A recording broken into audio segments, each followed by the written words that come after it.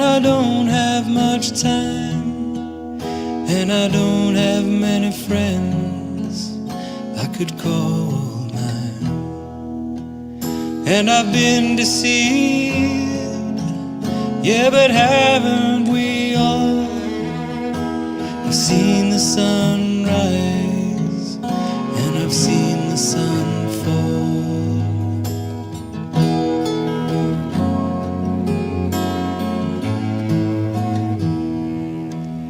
Well, I don't know why, and I don't know where, and I don't even know how, and I no longer care. But I've seen your face, and I've heard your call. Yes, I've seen the sun rise, and I've seen the sun fall.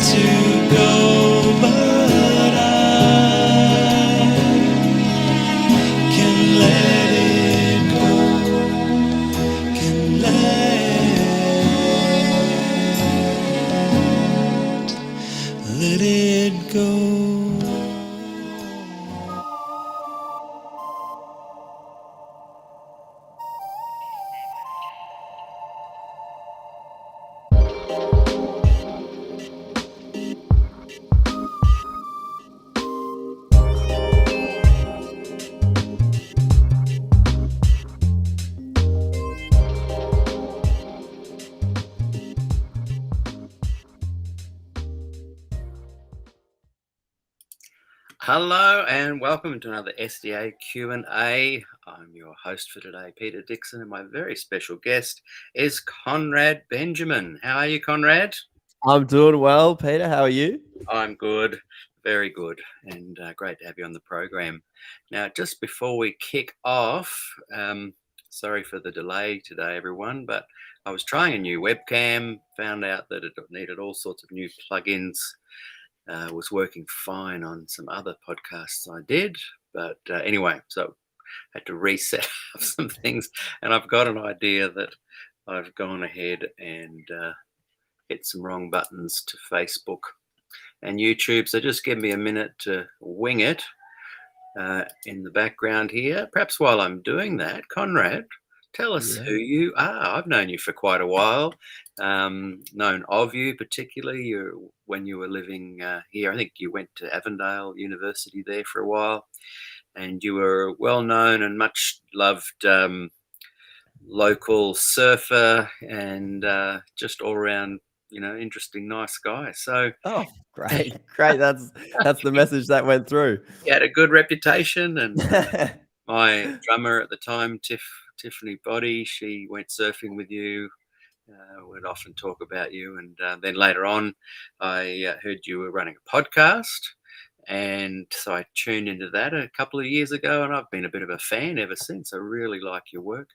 So perhaps tell us a little bit about where you come from, and what led you to Avondale, what did you study there, and then how you got into the podcast. And we'll springboard from there, and I'll do a little bit of button pushing in the background while you do that. Yeah, awesome. Well, it all harks back to Sevi promised land of Springwood Church. I grew up in Brisbane, and so just Sevi, quite born and bred, and went to a lot of probably I describe myself as growing up on the progressive arm of the Adventist church. So, my mom was always more progressive, more open. I'd always just ask questions, and mom was very open to that. My dad probably sits more on the conservative side, but I'd say tolerant of my questions, which was great. He wasn't really threatened by them. And so grew up in Springwood Church, Brisbane area, went to BAC, then moved to Newcastle and went to Macquarie College. Sevi went to Charlestown Church, that renegade. I don't know how intimately your audience knows Australian Sevi politics, but I was growing up. I was growing up in the it's always weird when I talk to other podcasts. I'm always like vague. I'm like, have you heard of Adventism? Think Baptist, but they go to church on Saturday. Yeah, kind of like that.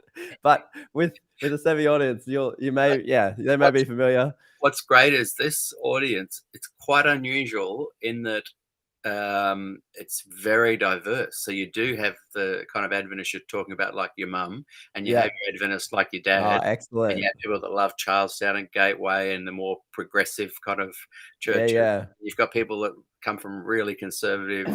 So you're speaking to a really broad spectrum of people, actually, but they'll all know the jargon. So you won't have to explain much. I speak my Sefi language. Yes, speak Adventist. My wife she says, "Oh, you're speaking very Adventisty." Adventisty. I'll speak Adventistese.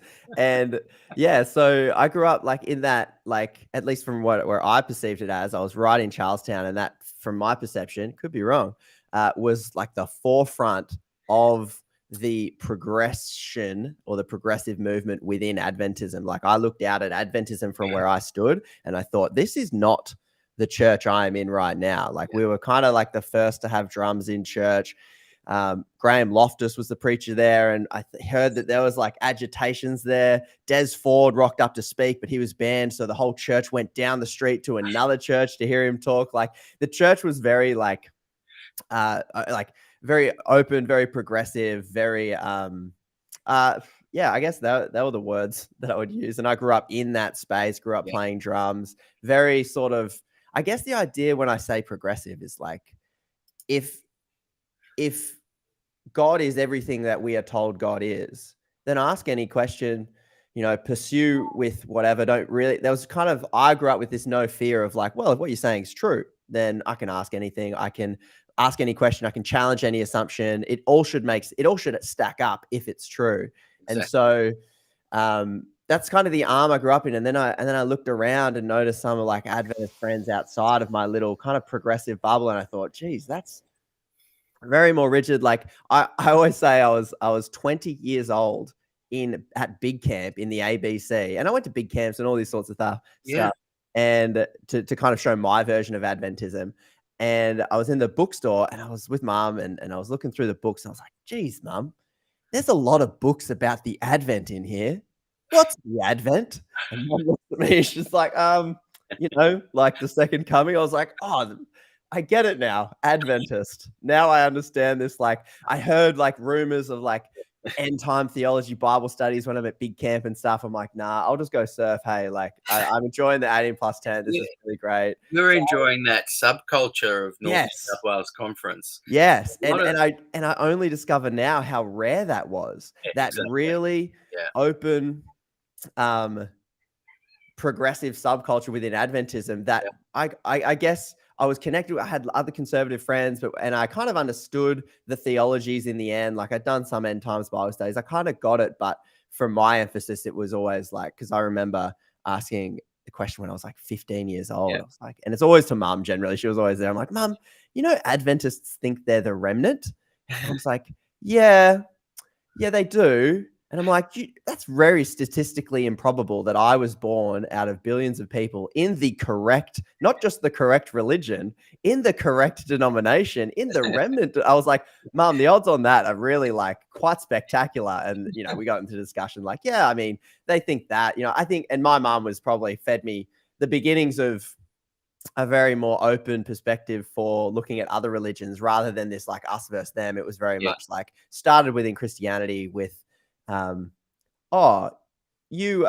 think they're the remnant. Oh, we've all got something, Pentecostals have an interesting take on this. We could learn something from them. We could learn something from everyone. And then it kind of like, it was tolerant of my questions and then progressivism. So I enjoyed, like, to be honest, I loved growing up Adventist. It was great. Like I had a great time, great friends, played lots of music. I saw the drum wars. Like my brother was the drummer at the front lines of the drum war. What year are you talking about when that would have been happening? The drum wars, because I was one of the leaders around that time. Well, I think because my brother started playing drums when he was quite young, when we were in Brisbane, and I remember the Tim Gillespie when he came to big camp, like decades later. I remember him as being the forefront of that war, because like He we was. started getting these CDs, and my brother was, and so my brother would get feedback from church members. Oh, it's like of the devil. It's this African sort of voodoo that's coming in. And then the other half would be like, no, I think it's kind of cool. Praise God with the classic single. And so I saw this play out, and I remember Big Face Grace coming, that band. Yes. They were like my first introduction of all that sort of stuff when I was 10 years old. So I was aware of it at 10, being like, ooh, apparently rock music's bad. But my mum was like, Christian rock, it's fine. Like, we'll be cool with it. I love it. It's interesting because a bunch of us starting around 93. So when were you born? 95 or something? 89. Oh, okay. So at the start of your existence on this planet, there was a bunch of us that gathered together at some early Yarrahapney programs. Graham Fraunfelder was one of the preeminent leaders. Steve Wold. There was a bunch of us. We all met, and there were about 32. We wrote down 32 names of young Adventists that wanted to create in North New South Wales a really vibrant focus on Jesus, focus on the experience, good music, or this kind of thing. And it felt good as I look back and listen to you talking. It feels like there was success with that. Later in the 2000s, I don't want to put a time frame on it, but between somewhere mid 2000s to now, the shift away from that kind of what I call a golden era. And it's interesting, when the One Project became really big and popular, I felt like saying to a few people, well, yeah, 20 years ago we were doing what the One Project were doing. And not that we need accolades, but my point was always that there was this thing that began to get squashed, suppressed, and hidden in history, and Adventist leadership and the system of Adventism is great. If they don't like something, they're pre-social media, they were great at just getting it kind of marginalized, hidden, and squirreled away. And so when One Project became quite supported, with social media was birthing, I thought this is going to be interesting because they can no longer hide it anymore. So it's fantastic hearing you talk about these memories you've had of a very intentionally created, part of the world that I think flourished and was just really fantastic for a good, 10, 15 years at least. Well, I would have benefited from, I think, what you pioneered. I was a kid growing up in that era of the pioneering of this kind of a different brand of Adventism, which I thought up until recently was the trajectory of Adventism, where it was kind of going, like very open, very, we have different beliefs, but also like tolerant and almost open to the perspectives of other, religions and things like that. So I kind of grew up in that. I feel like it was because I looked around the world and I was like, wow, I'm in the most progressive conference in the entire world of Adventism. It was. And it sounds like a big claim to say that, but I don't think it. I think it was quite accurate. Like the big camps in New South Wales, I went to Victorian big camps and I went to Queensland big camps, and I was like, oh man, you guys are like, your music's it's slowly getting there, but like, come on, let's turn up the decibels. Let's crank it up. And look, I don't. I some people are making some nice comments about that period where a lot of us were contributing, a lot of us young guys, but the reality is the springboard of that great kind of North New South Wales conference Yarrahapney experience actually began in the early 80s, and there were people like Rick Ferray and a bunch of other pastors and leaders whose names will pop back into my head soon, who were already at the forefront of going, we want something different. And it's interesting, if you look at Adventism in the early 80s, you mentioned Des Ford there earlier. In 1980, he'd pretty much been defrocked, and the church began the next decade, especially the first 5 years, firing all these young ministers. So my generation, when I was like 16, 17, all my youth leaders were either leaving or fired, and our next generation were like 55-year-olds. And Yes. so by the time, so it was amazing that a few of the people that stayed, Jim Zeideveld was one. These guys that stayed and remained committed to providing a great North New South Wales conference experience at Yarrahapney, and I wish my brain was sticking to some really good names that deserve being held up. But anyway, there was a real kind of vacuum, and it wasn't until about 1990 that we began that system of mentors coming back into play. So there was a good 10 years because the church just didn't want anyone to ask questions, booted anyone out that did, had a demarcation line. You're either with Ford or not, kind of thing. You're a Fordite or you're a real Adventist.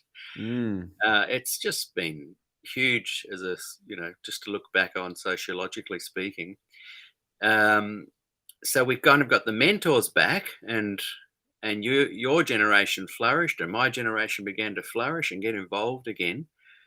From a young person's perspective, did you start seeing it shift and change, or had you already kind of graduated and gone out to employment, or were you aware of this shift where things began to get systemically oppressive again?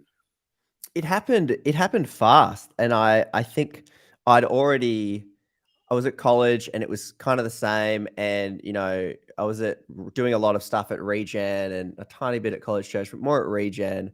And I think when I was at Regen, I was very sheltered from potentially what was shifting and moving on a systemic level there, because I think Mark Craig, who's the head of Regen, I think he shielded us a lot from, I think, what he copped to keep Regen which is such a unique space. If you've never heard of it, it was like, incredible. It kind of carved out its own like progressive Adventism, kind of copied Hillsong. It was like a PG Hillsong, right? It's like, let's take their songs. They're kind of cool. It's a fun way of engaging. And then Regen kind of infused it with this real kind of authenticity. It would have, just a time when people could just go up the front and share. The music was a bit more, a bit less production-y and a bit more just, I guess, emotive and emotion filled. At least that's how I experienced it a little bit.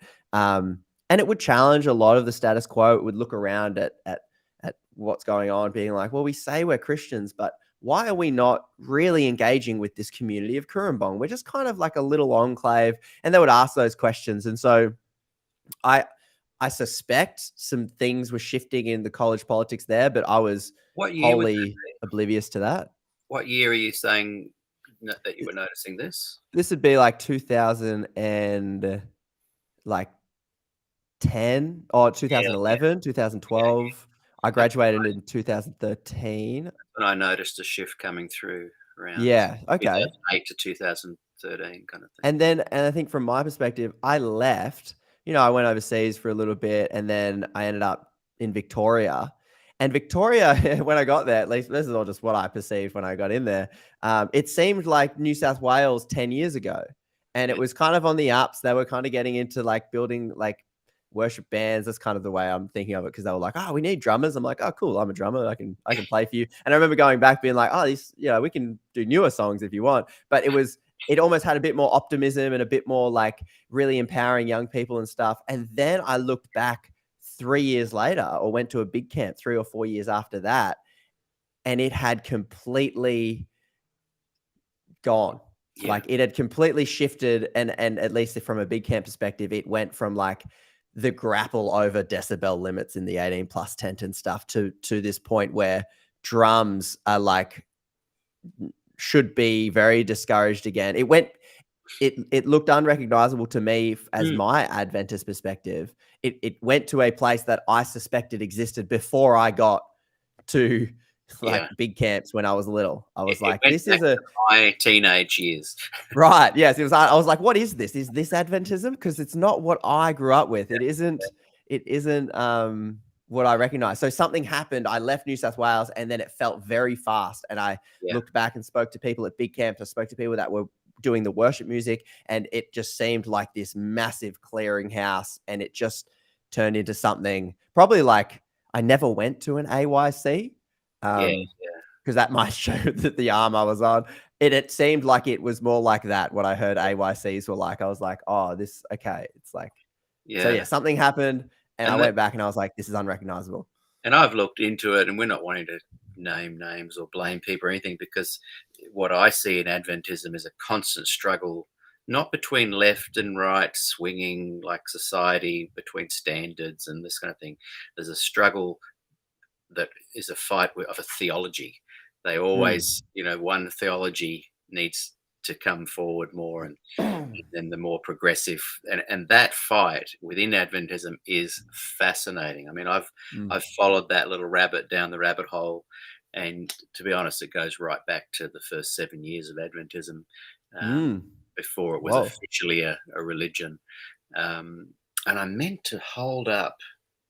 Oh boy, I might even go and get it to hold it up. But Gil Valentine's latest book, Ostriches, Canaries and Ostriches, or Ostriches and Canaries. Wow, it is just the best book I've read that covers this kind of thing we're talking about, from a real, let's look back at Adventism. And a lot of people who follow my show hear me talk a lot about Questions on Doctrine in 1957, which was a real stamping ground fight battle that has produced this current wave of tensions. You can take that back further to 1919, just after Ellen White. There was a big meeting there that they had, and this author, Gil Valentine, it's great to have a scholar, an academic, say something that I've been banging on about that people haven't agreed with. He agrees, not with me. He's 3 PhDs, independent of anything I've got to say. I'm just an armchair philosopher.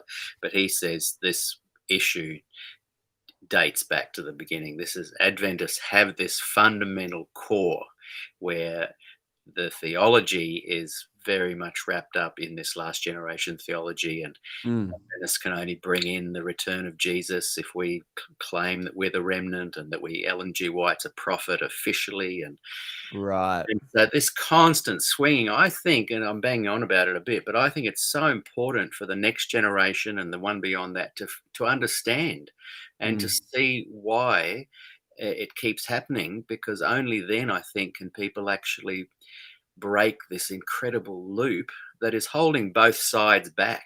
It's a real, your generation comes up, in many ways gets crushed. My generation came up, got crushed. Then the younger conservative takeover happens, and it's just a constant loop that, in many ways, like you were saying, the community in Kurumbong wasn't hearing about Adventism, was in a bubble. Adventists just have this bubble and this loop where they keep returning to this kind of so anyway, I'm just saying that book, it really creates great big picture understanding, and he's, especially in that book, looks at the years 1966 through to about 1978. Right. And we're talking about the 80s at North New South Wales. The reality is that this kind of new movement, which was spearheaded a lot because of music, began in the early 70s with Bob Wolfgram and Lowell Tarling and a bunch of these other musicians and leaders and whatnot, and then just loops, get squashed. Another lot come in, get squashed. My generation had a go in 89, 90. We got squashed. Your generation came up with one project and essentially got squashed. Yeah, we've got to be aware of the reasons why it keeps getting squashed, I reckon. Otherwise, people like yourself and me, we leave. I'm not saying you've left, but I'm saying there's potential for your generation to just go, oh, this is too much, and just leave. That's the pattern. That's right. The one group, the progressivism, I suppose, if that's the word we're using, seems to be at least ideologically okay with, oh, you think that? That's totally cool. You think that? I can think this. But a conservative movement is more tethered to an idea of like one truth is the thing they keep saying, and one like they go, it's objective, kind of not realizing that there are influences and lenses through which people see things, and that rigidity of what is defined as truth allows for no difference. So I think a progressive, I'll speak for myself, I can be in a church with someone who thinks something completely differently to me. I'll have a great conversation. I go, oh, that's interesting. We might have a discussion. But at the end of the day, I'm like, okay, that's fine. We disagree. That's fine. See you next week. But what I've discovered from my journey is there is no tolerance for even the questions or the discussion. I mean, and when I say there's no tolerance, the conservative people I might have engaged with, they go, oh no, we're happy for questions. And it's this, I mean, it's the perspective from I'm coming from, like, I've experienced no tolerance. And essentially, if you say, because the tolerance is saying, I have the sole belief that is right and true, and if you differ from that, you are wrong. And then if you are wrong, then we're still suffering from this Protestant thing that our religion has just, it's ingrained in our culture, I suppose. If we disagree, well, go start your own thing, Peter. Like, start your own church. Whereas Catholicism is like, Catholics are still roughly one entity. You know, I read a bloke called Richard Raw, who's a Franciscan Catholic, and he is still under the Catholic thing, and he sounds very different to every Catholic I meet, and they're still Catholic. Whereas Protestants go, Conrad, and I've had these conversations endlessly. You think this? Well, you're wrong. So why are you even Adventist? Yeah. And I go, there's no tolerance. And if I don't leave, then the push begins to go, well, you should, like, get out, kind of thing. Whereas my thing is going, I think we're better with diversity. I think none of us can truly hold to certainty. I think that's a problem. Well, let's have a community that has diverse ideas. Yeah. Look, and I'll just, to that point, I'll just bring up Diane Obst has written, sometimes too, it's not about being squashed. For everything there is a season, ebbs and flows, hills and valleys. And that is very true. I guess where I'm coming from with that, Diane, is an observable loop where a certain theology is demonstrably suppressed and pushed down, and people are fired or kicked out if they speak up. Conrad and myself and a lot of people viewing, and you as well, Diane, being a musician, in the secular world, you do see the ebbs and flows of things progressing, and there's a season for this kind of music and that, but it just ebbs and flows. The diversity ebbs and flows based on supply and demand, this kind of thing. But in the Adventist church, I think my theory is there's a unique problem that blindly loops, and with ignorance and systemic kind of control, it's a loop that needs to be broken, in my humble opinion. I don't think Adventism can be restored to anything, but I think this issue can be resolved. What you were saying there is really insightful there, Conrad, where the Catholics, someone will have a bit of a different idea, so they just form their own order. The Franciscan monks have their own order. Different people branch out, and they're quite good at being under the same umbrella with very diverse little subgroups, whereas Protestants don't do that. No. And Adventists are even worse at allowing that kind of diversity to come through. Have you looked much into the politics of Adventism, like followed the Des Ford thing behind the scenes, the leadership struggles, from the Neil Wilson to the current Ted Wilson president, or anything like that? No, I'm very, I grew up roughly detached from these politics, but I've just come to notice macro patterns, like very zoomed out patterns of the individual politics of how these things happen. I've just noticed that overarching pattern of, if truth is a solid concept, then it is rigid and unchanging, and everyone must agree with my truth, the one that I have discovered. And then we build systems around this and exclude any germ that invades our body, so to speak.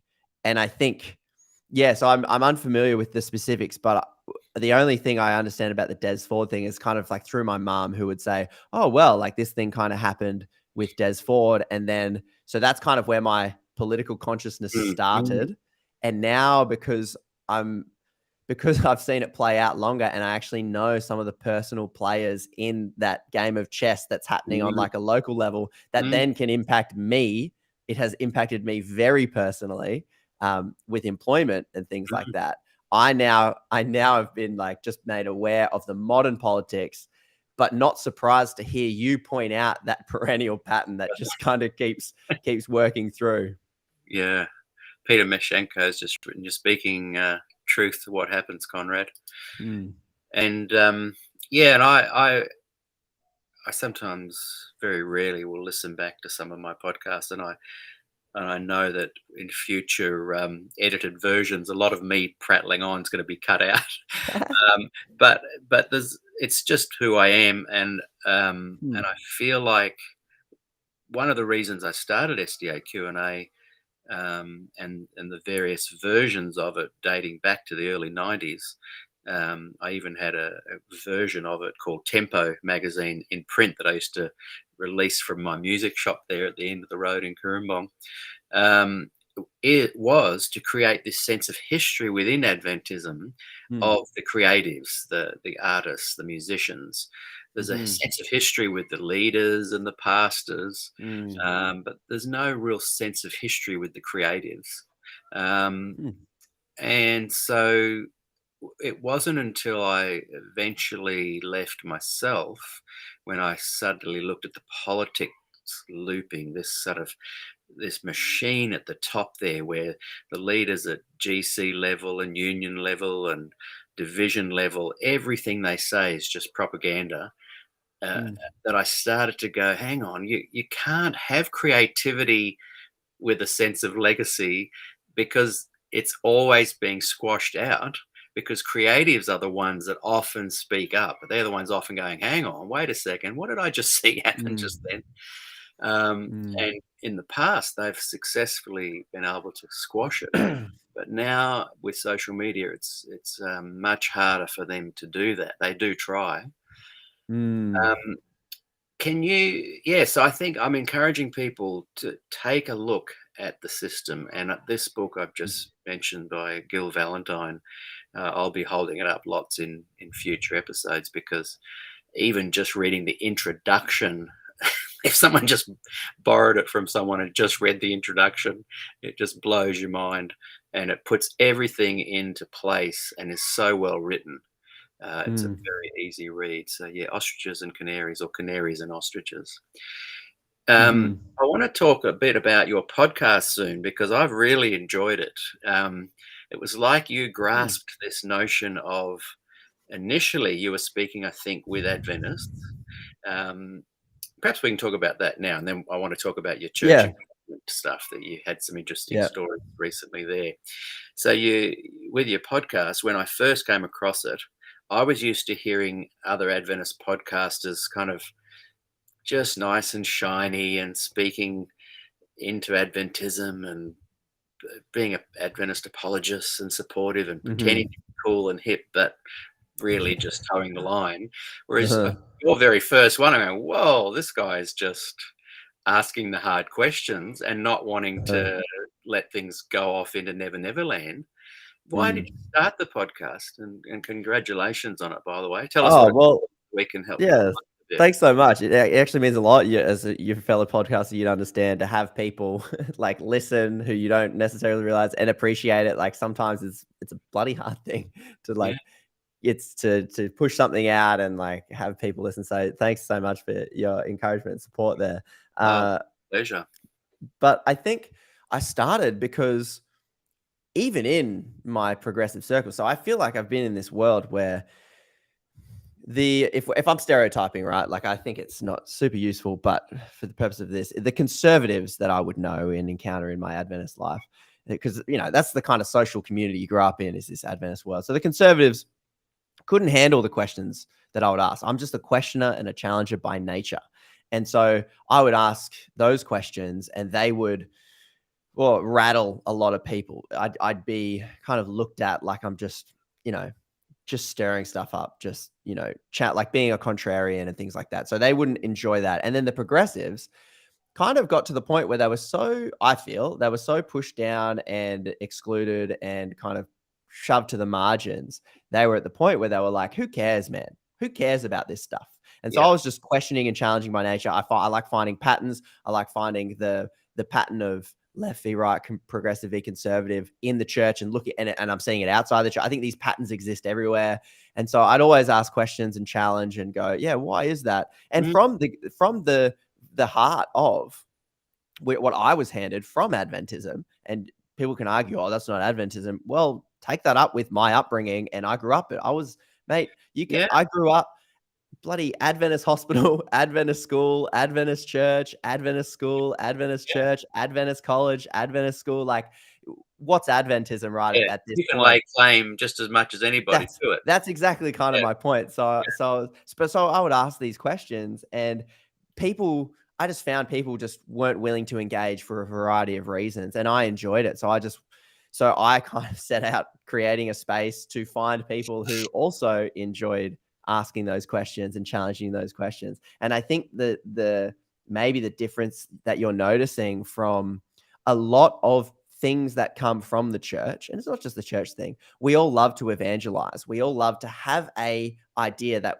has worked for us that we will then call truth.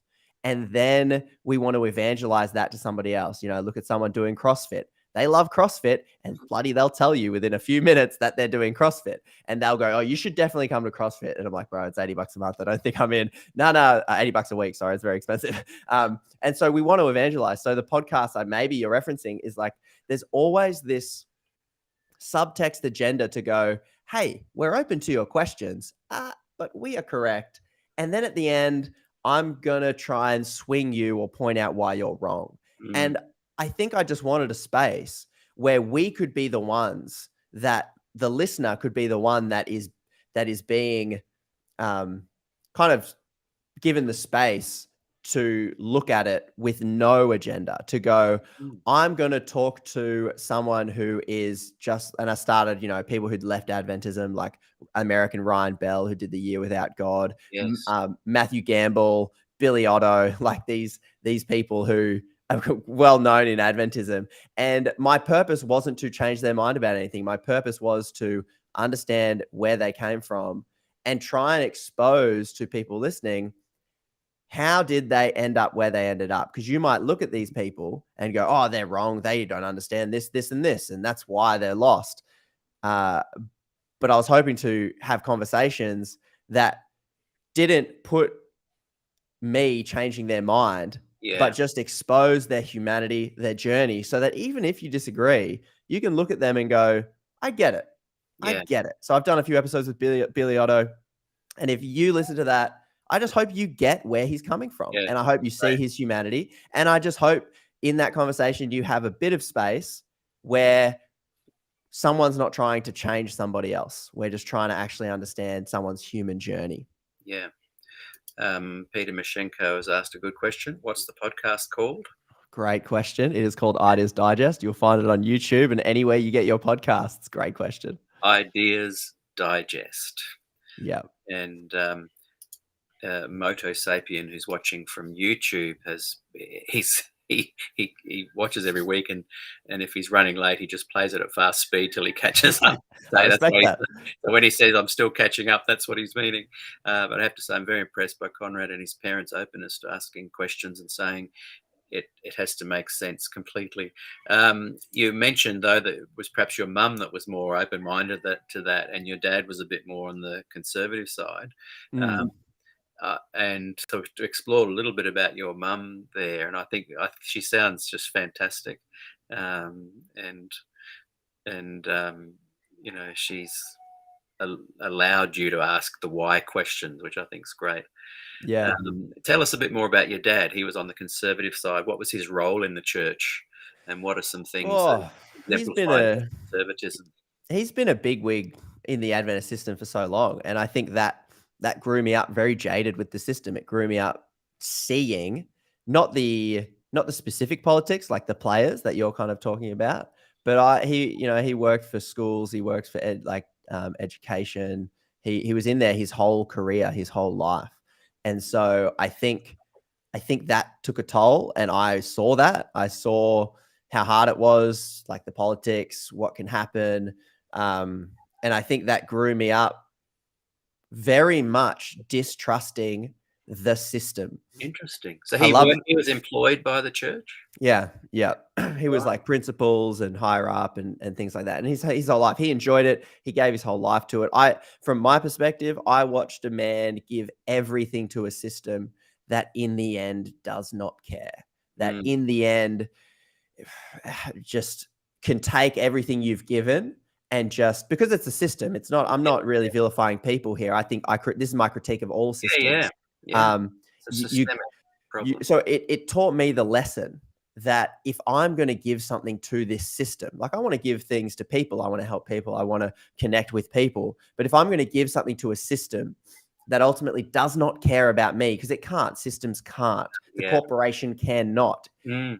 And Adventism has built itself into a structure that ultimately dehumanizes the players within it, because that's what corporation does. That's what structures do. Yep. So once again, it's not, I actually am very much like, even the people in the system even right now, I don't blame them for anything. It's a system that builds incentive structures. Yeah. And unfortunately, all I learned from growing up was don't give everything to this system. It does not care about you.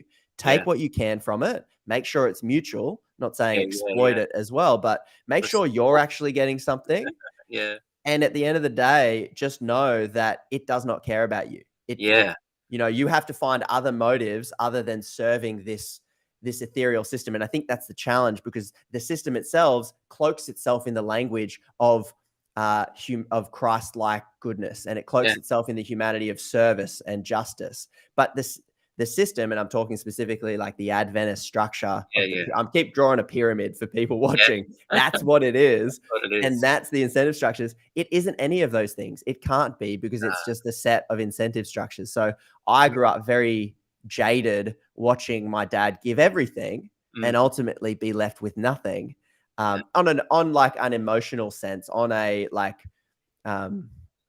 satisfaction kind of sense. And so I entered the system knowing what it was, and I entered the system knowing that if what I did threatened somebody else or the system itself, I would very quickly be ejected, because the system builds defenses against anything that is set to change it. So, my dad was probably more on the conservative side, but very tolerant of like mum was the one I would talk to about these questions. She'd probably think similarly to me, and my dad, we'd have differing ideas, but he had no problems. Like I'd go to Friday night youth programs at Baptist churches, and I'd kind of skip around all these different places. And he was kind of all for that. It wasn't for him, but he was very open to it. But I would still I would describe him as conservative. I think others maybe not, as all depending on where you sit, I suppose. Since and well said. Everything there, I agree with. And it's so sad, though, isn't it? Since leaving the church, I've had this real focus for me personally on just looking at the teachings of Jesus from the four Gospels. And we've started a group called Voice Life Fellowship, which has met a couple of times in the real world and several times online. And encourage people we've just started a YouTube channel, Voice Life Fellowship. Go and check it out. I'm uploading all the presentations there. And I say to the presenters, they can only refer to the four Gospels, not because I don't want them to springboard into anything else outside of Voice Life Fellowship, but because to me that if you can't teach the gospel from the four Gospels, something's wrong. And it provides common ground.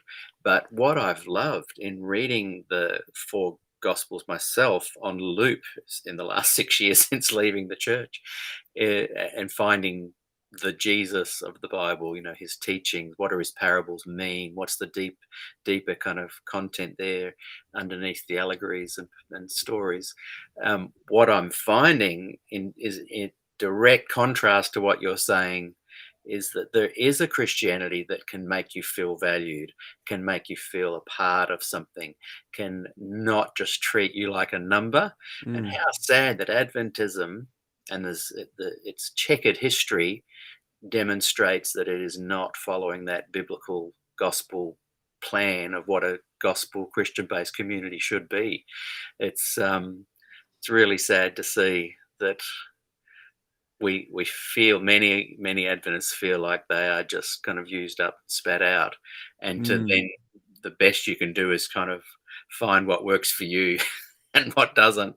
When really, I think a healthy, functioning Christian community should be all about pastoral care, not about systems. Yeah. So, what are your thoughts on that? Someone as Yeah, I someone. think I always float this. I like as I speak to if I speak to Adventist friends, the eschatology of Adventism, the end times, the mark of the beast, and all of these things. I think something I always like. I've found interesting, and and I always pitch this as it's just an interpretation. Adventism's very fixed on the mark of the beast, and it's growing up going, oh, that's Sunday law, and that's the Catholic Church, and power's going back, and they have their specifics, predictions of what's going to happen at the end. But I wonder if this theology can be reapplied in a different way to go, here's this guy Jesus. We're compelled by him, and then let's set up organizations and structures in order to really build community around that. And I understand you have to do that to a certain extent, but then I wonder if in that process it is too easy to build some level of Frankenstein, a beast, if you will, that ultimately controls us, that ultimately marks us in some kind of way. And I wonder if that way is the corporation, is the system and structure that dehumanizes. If Jesus is the God made human and humanity, and if we are in his image and we are humanity, and our humanity brings life, love, and all these good things, then the thing that strips us of all our humanity, well, that's got to be the Antichrist. That's got to be something. And I think we may be blind. There's probably lots of Antichrists in the world, so to speak. But I think Adventism, if I'm speaking specifically to that, and any corporate corporation strips everything of its humanity and reduces it to a profit motive. So you look at Coca-Cola, you look at mining companies, they do not care about the environment, the people. We're sewing Nikes with slave labor to this very day. It's happening everywhere. And the CEO of the corporation is powerless to stop this. He has to do what will make his shareholders money. And so he has stripped the humanity of the people in the production line to make profit. And if that isn't demonic, and if that isn't some level of Antichrist, I don't know what is. And then looking within Adventism, if we've built a structure that strips the humanity of people, wrings them out like a sponge once we get the creative potential out of them, once we get the service out of them, and discards them carelessly, I'm not blaming people here. I'm blaming a structure that empowers this. And I keep making the triangle because that's the structure, the pyramid with the man at the top and everyone down there. It's some level of Antichrist, and we're marked with this. The mark of the beast has got to be something like that. If I take this eschatology and go, hey, what if we hold a mirror to ourselves rather than judging the outside world? What if we hold a mirror and go, where are we potentially blind to the things that dehumanize people and stop us from loving people as best we can, if that is our goal? So they're my only thoughts I've been thinking about. Really good thoughts, and how ironic to well, of have course, created the mark of the beast within, while saying you've got to be avoiding it. Well, if the whole Bible isn't a critique on power, I don't know what it is. If it isn't a critique on how we can use power to abuse and hurt the least of these, and if Jesus isn't standing up for the least of these, should we not, as Christians, often as Christians, we just judge everybody else. Oh, those gay people over there, they shouldn't be doing that. The Bible says this, that, the other. We should probably hold the mirror up first. And if we hold the mirror, that's what I see. If we hold the mirror, I see a system that dehumanizes, that we are complicit within. And I think our role is to see that and then work against it. Start at home, I suppose. Yeah, well said. That's a really good observation. And I think the other thing, when you think of Jesus, a lot of people want let's just focus on Jesus, and it's warm and snuggly and tree hugging. And the reality is Jesus and the practice of Christianity is quite a turbulent, messy business. People don't, like he was crucified, speaking up. But people, when they say, "Oh, let's just not talk about this. Let's just focus on Jesus," they're really just saying, "Let's take me back into the flock and let me just sit amongst everybody and feel safe." Mm. Well, I mean, who did Jesus kind of condemn the most? Exactly. The one, and I think this is the thing that changed my perspective a lot. If I'm reading this text, if I'm reading this Bible, I am not a Jew. I am not an oppressed class under the boot of an empire. I am a Roman. I am Australian. I am Western. I am middle class. I am white. I am all of those things.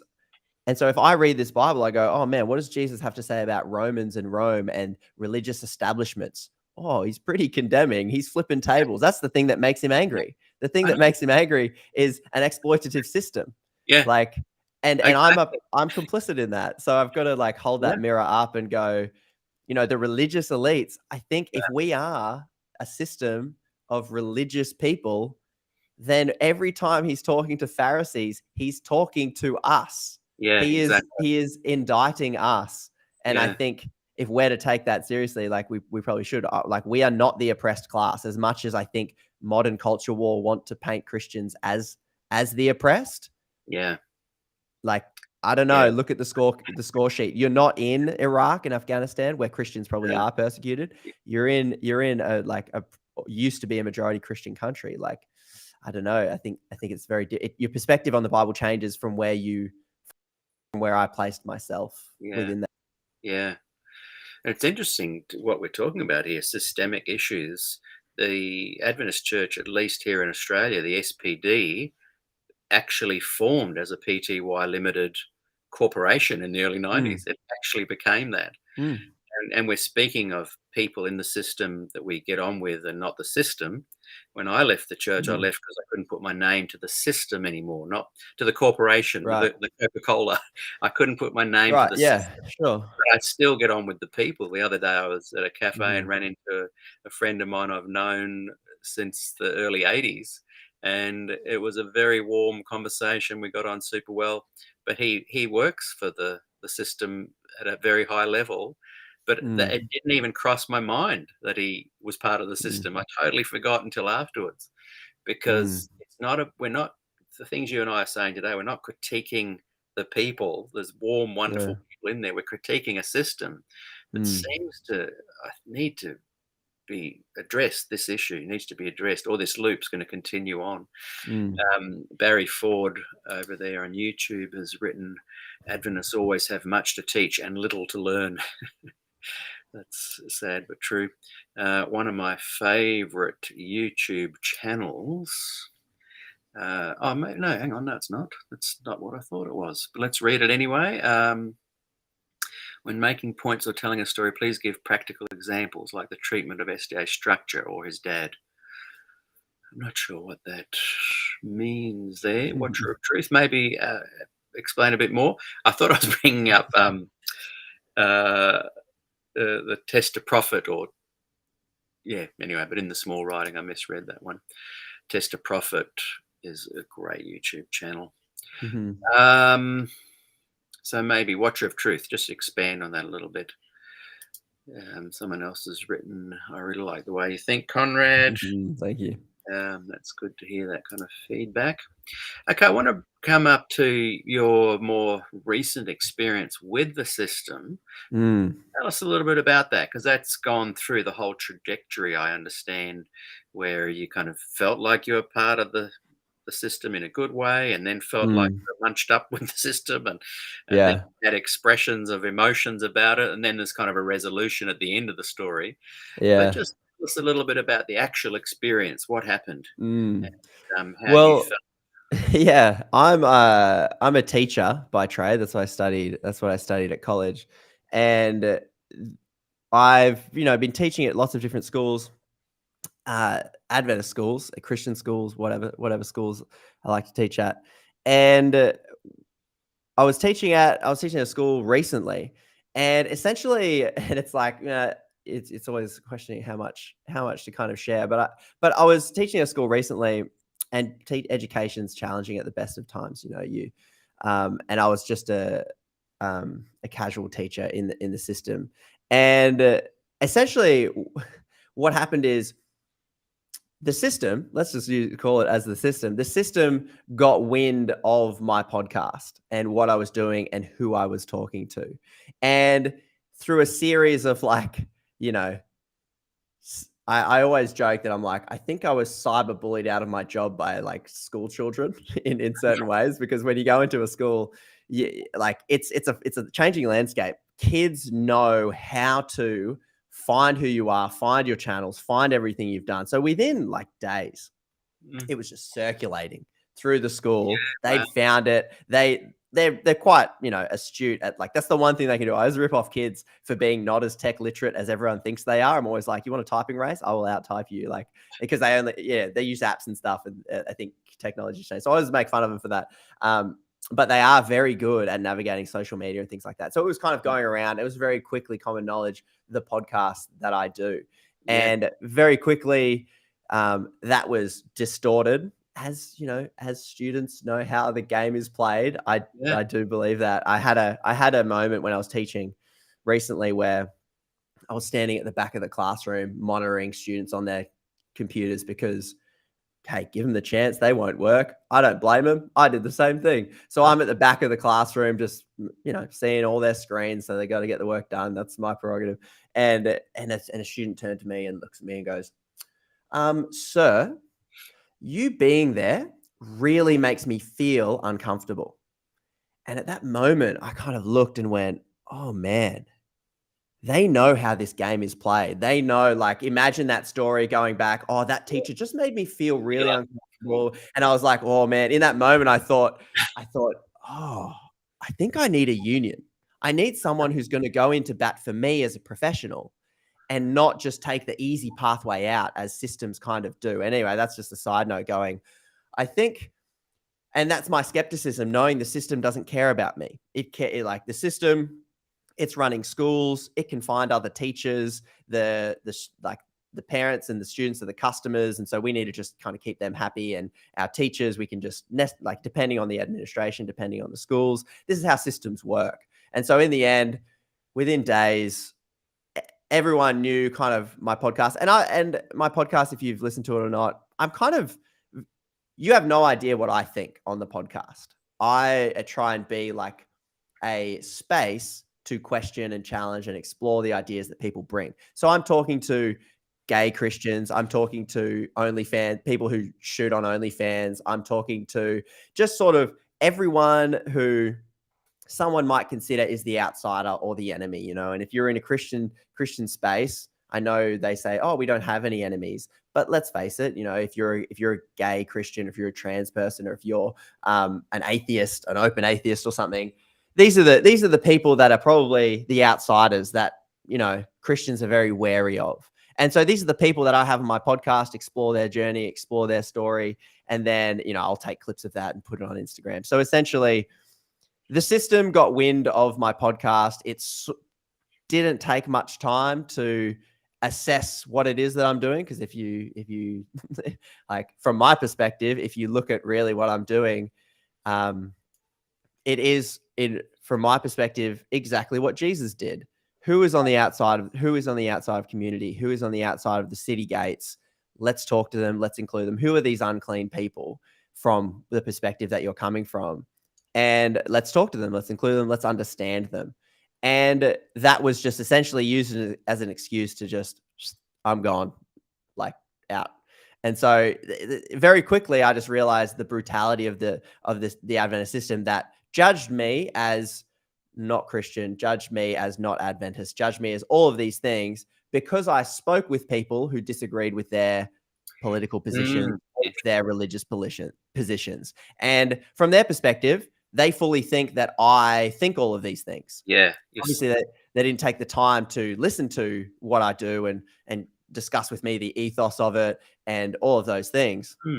And so, yeah, essentially, I guess and I'm just guessing here, I guess I was judged as not an Adventist and therefore just kind of gone. But in saying all of that, when this was going down, and this is why I think in ways I oscillate between staying in and being on the edges and the margins.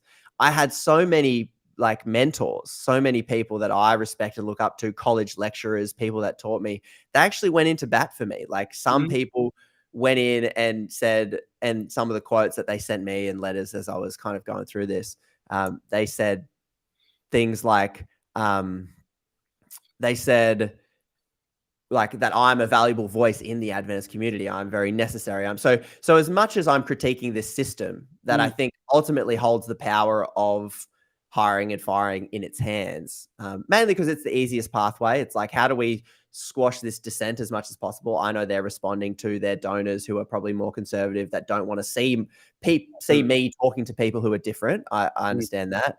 But then there are people within the system as well that really like enjoy what I'm doing, back me. And so it's a mixed system, and I've experienced that. But so people within it, like your experience there, people within it are very diverse, very different, and value my perspective and talking to people and things like that. But ultimately the top layers didn't quite enjoy it. And so probably like employment in Adventism would be very difficult for me potentially, because of how I am perceived. And that's the challenge. We judge from a distance, and we don't understand that where I like what I am doing. And essentially, I actually believe I am more Adventist, more Christian, and more in line with their vision than they ever could imagine. If Jesus was about speaking to the outsider, that's really what I'm essentially trying. I'm actually taking this stuff seriously. I'm actually stepping forward and doing this. Yeah. But it's weird that the system that also is trying to follow Jesus looks at it and goes, no, we can't have that. Yeah. Yeah. So I understand the system and I understand the players, and it's been very mixed, I suppose. Yeah. It's an interesting one when you are just letting other people share their view. People think that you're there for promoting that view. Yes. If I don't counter it, and I had this conversation with someone, if I do not actively counter at the end of this, probably all would have been fine if at the end of every episode I kind of indicated, well, I understand you think that the Bible says this about gay marriage, but I believe that, and toe the party line. If I did that, it would probably all be fine. Yes. And what I think people don't realize is that if I do that, I dehumanize the person. Exactly. My whole conversation has just been about me trying to change their mind. Yeah. And if you're trying to change someone's mind in a conversation, you're not engaging with that person as a human. You're not seeking to understand that person, and you're not encountering their humanity.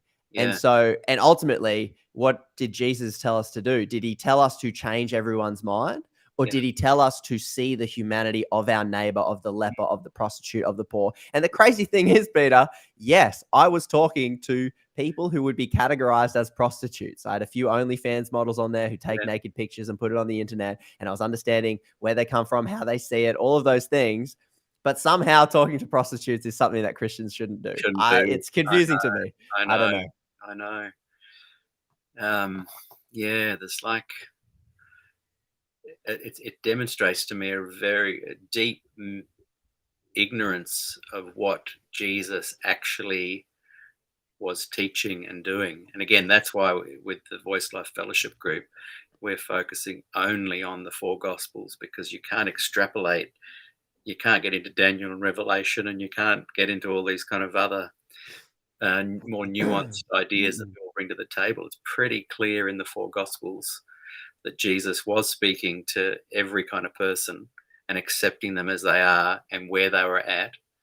And it's sad to see, not just Adventists, but right across the board, people not grasping that.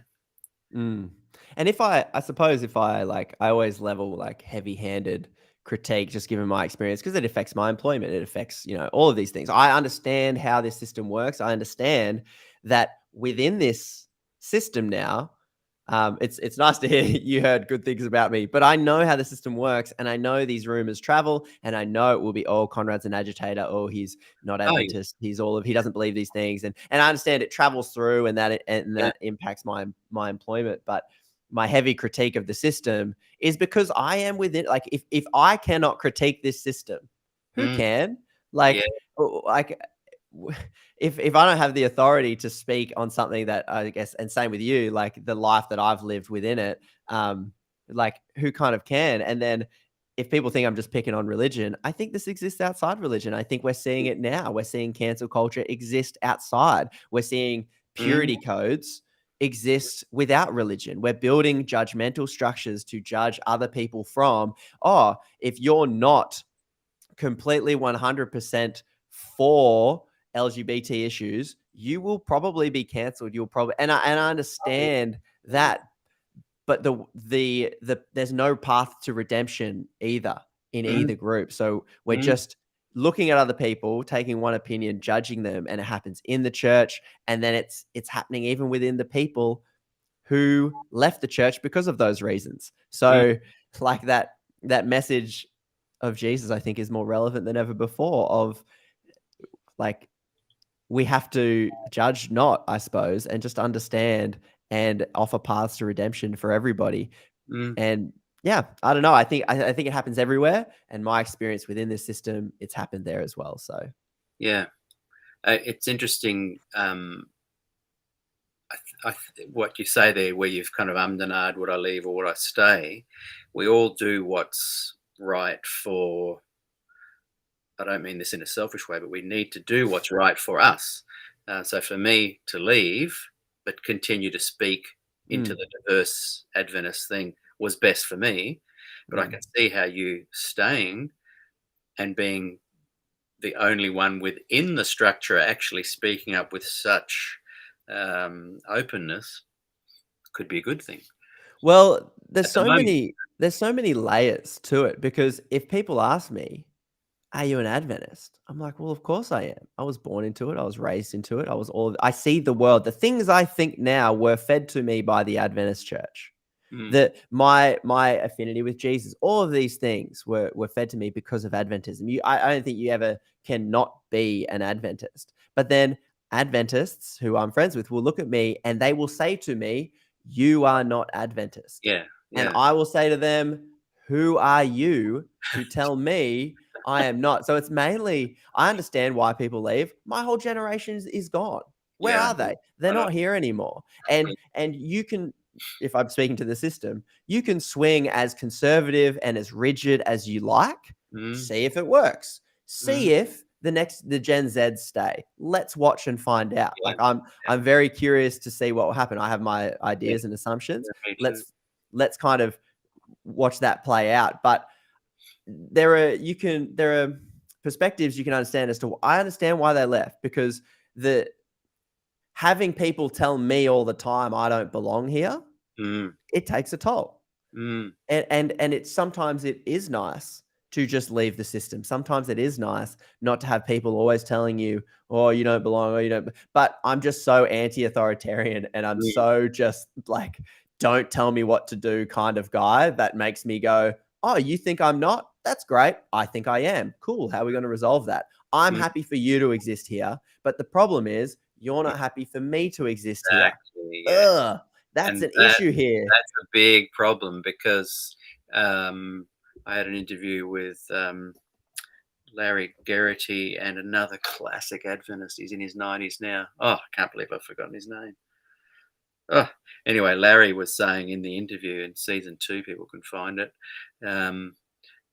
that his Adventism has a fence big enough to include all Adventism, because I was saying what you just said. I said there's a group of Adventists that don't want you in here, and he said yes, but my group of Adventists want to have you here. But the reality is, through the politics of the system, his Adventism is being fenced out, and they are on a mission to not have you here.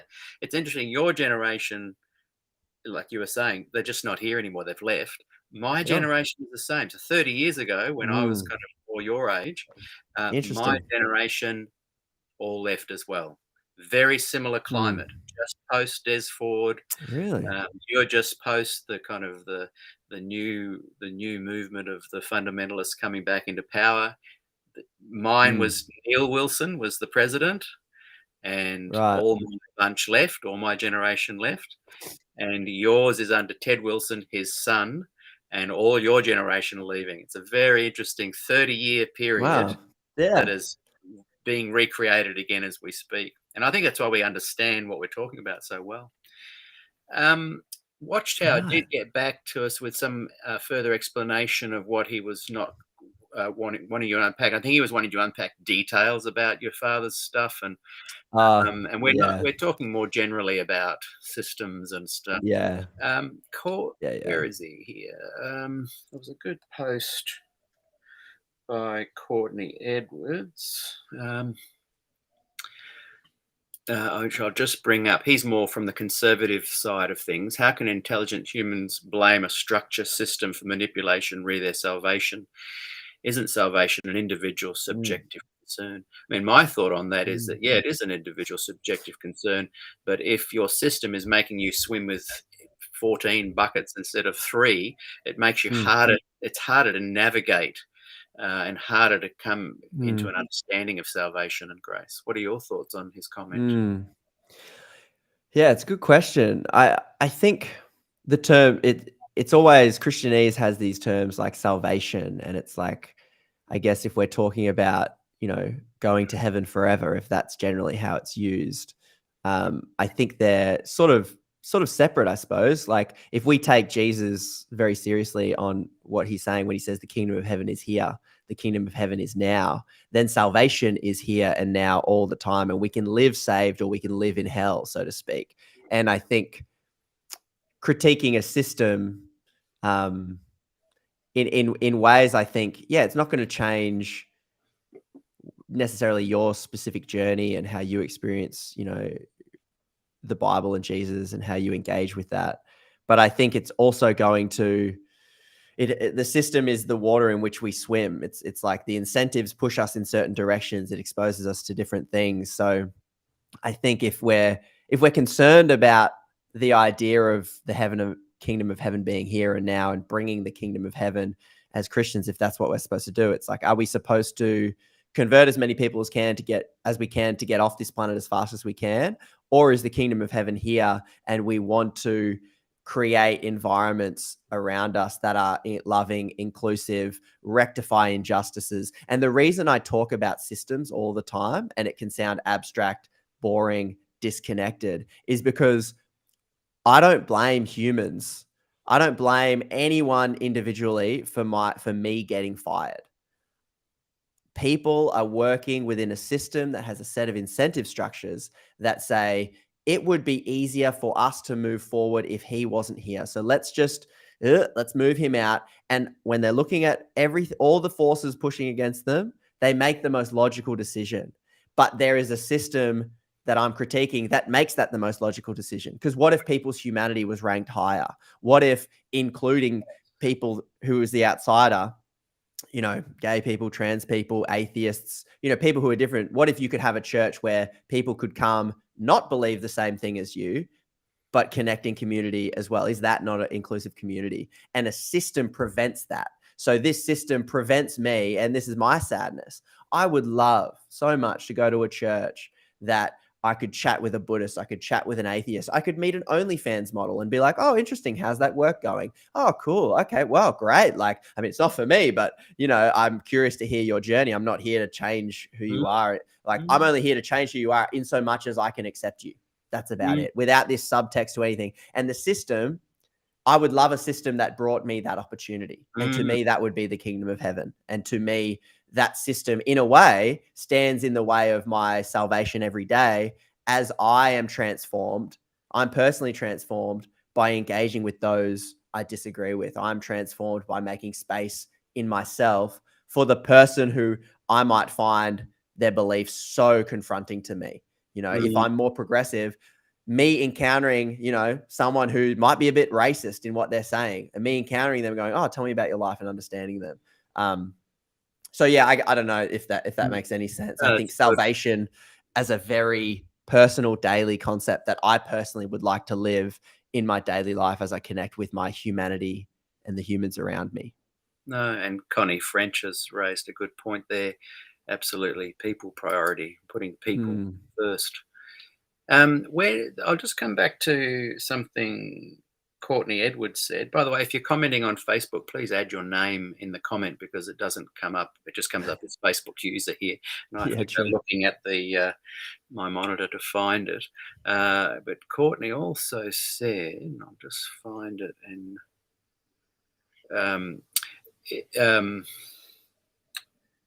Barbara Pring-Keeling wrote, well said, and then followed, be more Christ-like, however, not too much. Not too much.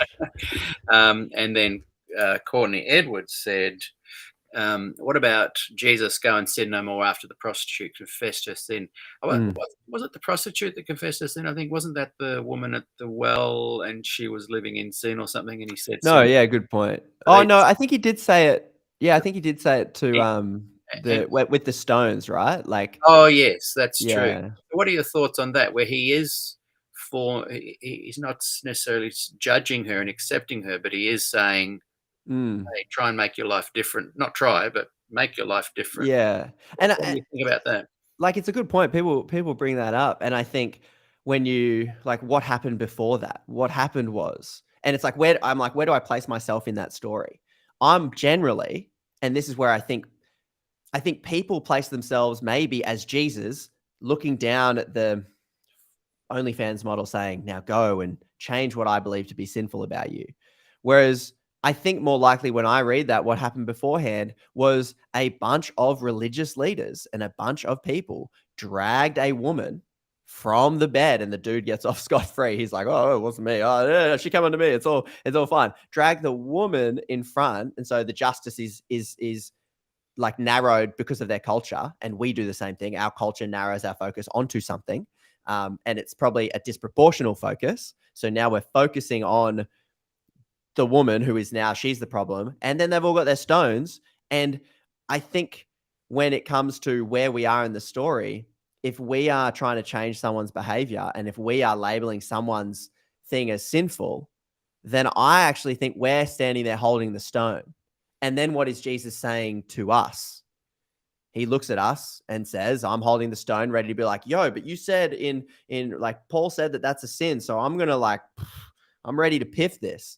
And then Jesus looks at me and says, I mean, if you're sinless, I mean, go ahead and throw a stone to kill somebody. And then what does Jesus do? He doesn't throw a stone.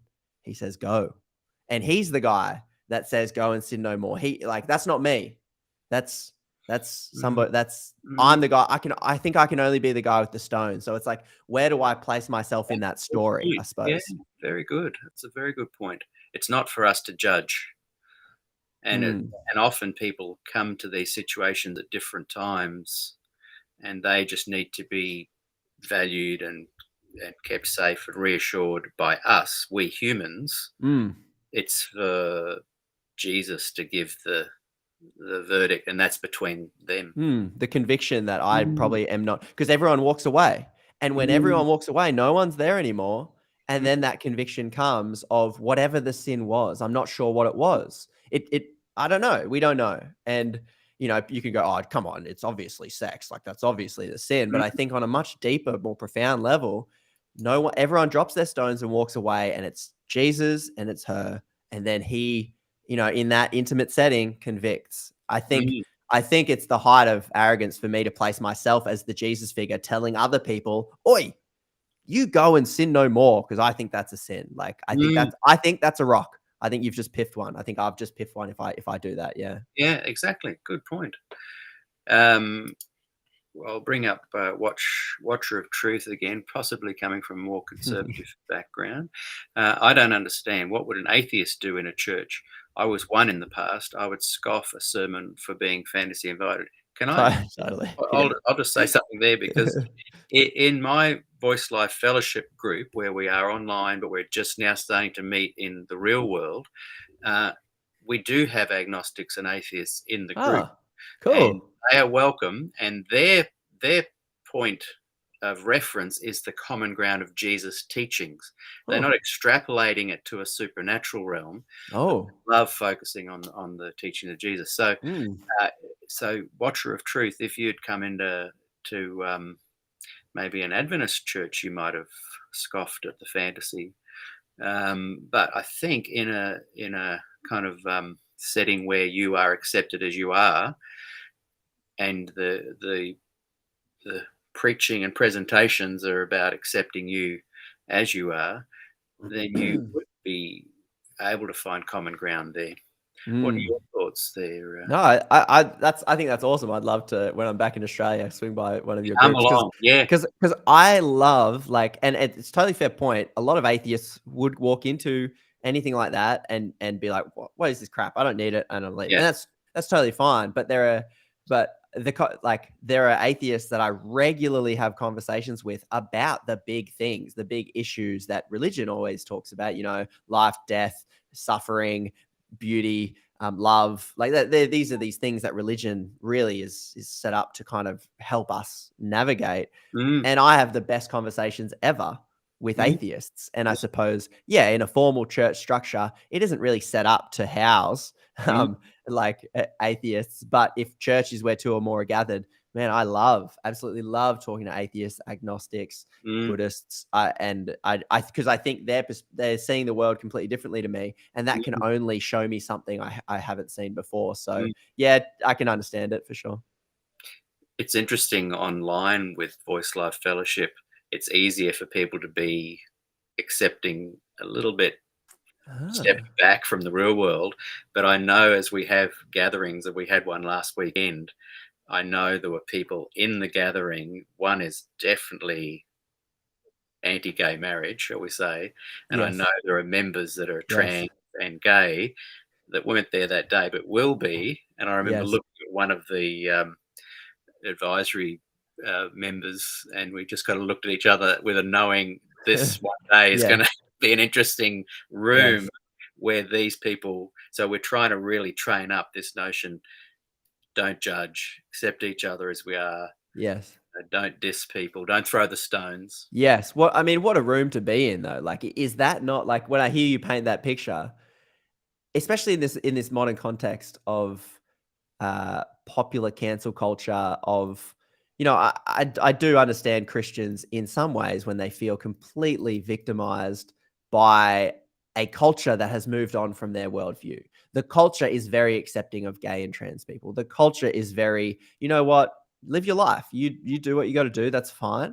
But and then the challenge, and I understand, like, obviously, Rich coming from me, a straight white dude, with not many challenges. But then the challenge is like, in that group, like, both parties will have to go, wow, this person Yeah, thinks my way of life should not exist and thinks that I'm something. That's going to be really a challenge for them to that'd go, be interesting. and you can think that, and it hurts me when I think about it, but maybe can we still have a relationship? I mean, that's not, like, that's the I, question. that's right. And I would love to be in a room where all parties, where they person looks at them and goes, "Oh, you're like you're not, shouldn't be allowed according to my Yeah. beliefs." But I'd love to be in that room where both people go, "You know what? I like you." Yeah, it's going to be Like, very interesting because that yeah. is going to happen. And at our next one, which is April 15, just a quick plug, 2 o'clock, April 15, in Toronto here in Lake Macquarie, um, there are going to be New Age people there as well. So, Mm, what does this mean to be a follower wow. of Jesus, Yeah. common ground the four Gospels? Is that going to be difficult? Are people going to be Yeah. able to go, I love Jesus. I want to follow these teachings, and I feel really uncomfortable with this. I, Yeah. I'm looking forward to it. Uh, Yeah. now we've got, this is Logan Smith. I am an atheist, and I'm here. And Well, Logan, there you go. you of course, are welcome here. Logan and I know each other very well, and did a tour of Japan years ago doing music. Oh, cool. And I'd count Logan as a very close friend. And of course, you're welcome here, Logan. Um, And this is the thing, there is definitely a difference, because the rhetoric is the same. Like, I hear you, Peter, saying, "Oh, you're welcome here," and then I hear churches always saying, "You're welcome here." But what is the subtext to that? And it's invisible to us a lot of the time, because this is the hardest thing. My critique on the Adventism I grew up in, and this is why I critique it, because I know it so well. The subtext is, but you're not. or you are if you agree, or you are if you eventually agree to change to be more like me, or you are but. Yeah. And But yeah, what does it look like to have a conversation with somebody? Because they'll say, "Oh, you can come to our Bible study," but we will subtly infer exactly. that you probably shouldn't be gay married. We're Yeah, going to infer that a little bit, or I'm going to keep letting you know that I disagree with you. exactly.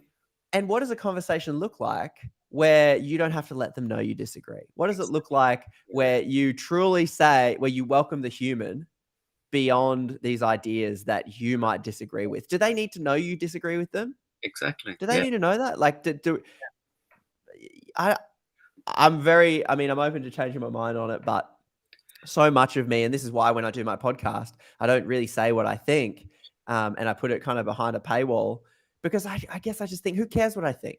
Like, who mm, cares? Who cares? Like, if I agree or disagree with you, like, it's an interesting conversation, mm, but I'd rather connect with you, the person beyond, like, beneath the ideas. The ideas can help me connect with you as a person. I understand that, but I'd like to get to know the person, and I'd like to enjoy the person mm, without letting you know, Peter, oh, I disagree with this, Peter, mm, and you need to know that. You mm. need to know. Like, I don't Yeah, know. I think it gets in the way of relationship. 100%. I agree. That's well said. We're on the same page. Oh, there you go. Moto Sapien, who was catching up earlier, has in another comment said he's caught up now, but now it seems like it's really going slow. He Yes. he asked clarification on your job loss, and I'll just say it so that you're not having to say any details. But it was more, I think, based on that you were having a platform allowing a lot of people to express their views, and the employer, the system, wasn't happy with that. Mm, mm, It wasn't that anything had been done dodgy, I think he was asking. mm, It was yeah. more that they just didn't agree with you allowing other people to share their viewpoints that Mm. they disagree with. Or they had the perception that I You were, believed yeah, because I spoke to people. Yeah, that's yeah, right. yeah. So he then later on said, Amen. Jesus showed compassion to the woman in John 8, something she was not shown in society. Mm, Also, that was said to Mary Magdalene, who was Simon's niece, and he's the mm, one who got her into that life. mm, And yeah, the next challenge is like you say, do we have to proselytize? Can we just gather people together and love mm, and communicate and hear their story and support, and without any hidden agenda? I think mm, that's a true test mm, of someone following a Christian life, uh, mm. and allow Jesus to do the judging. Because there is a gift that we are given when we are around people that we completely disagree with. And the gift is, how do they see us? The gift is a mirror that they hold up to us and a perspective that we might not have considered. There is a new world that can be introduced to us through someone we disagree with. If we just surround ourselves with people who we all agree with, our world is small, it's narrow, and we're missing colors, we're missing sorts of things. And Mm, so being around people who disagree is the very thing that moves us forward and evolves us and changes us and gives us more compassion and more openness. And so it's ultimately like transformative in that way, if I guess we can encounter them with some level of love and openness, I suppose, which is what I think Jesus was really always talking about. yeah, yeah. In my group, there's one's a vaxxer and one's an anti-vaxxer, Nice. and, and at the moment, that's kind of the big topic, or it was a few months back. Yeah, it Um, was. and they were not coming along at the same times Ah, because they yes. just really loathed each other. And I just said to them each individually, how about just come together on the common ground and just let that other stuff go. And so Yeah. they've been coming along a little bit, and it's interesting seeing them slowly, over a cup of tea after the meeting, chat and laugh Yeah. and get on. But who knows? It's an experiment. Now, this is I'm just going to bring up from and Logan Smith says, "Cheers, Pete." No worries, Logan. Vernon Clyde Lewis, who's been watching, and I've been waiting for a comment from him, so I'll bring it up now. Vernon doesn't agree with my Excellent. Great. of and I love Vernon. We actually get on well. We're looking forward to catch up at a local cafe soon if we can.